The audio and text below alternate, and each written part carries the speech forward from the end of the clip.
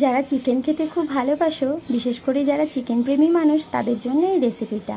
প্রথমে কড়াইতে সাদা তেল দিয়ে তার মধ্যে একটু বাটার দিয়ে দেবো, তারপর দিয়ে দেবো গোটা গরম মশলা, পেঁয়াজ, একটা তেজপাতা দিয়ে আমি ভালো করে হালকা করে ভেজে নেব।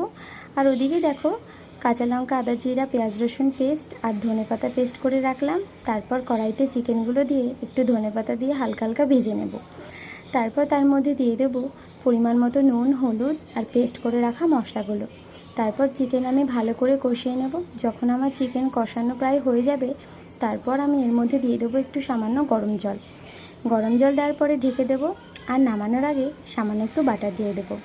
তোমরাও চাইলে বাড়িতে এইভাবে করে দেখতে পারো, অবশ্যই কিন্তু তোমাদের খুব ভালো লাগবে। আর আমার এই ধনিয়া চিকেন কেমন হয়েছে অবশ্যই তোমরা জানাও। যারা চিকেন খেতে খুব ভালোবাসো, বিশেষ করে যারা চিকেন প্রেমী মানুষ,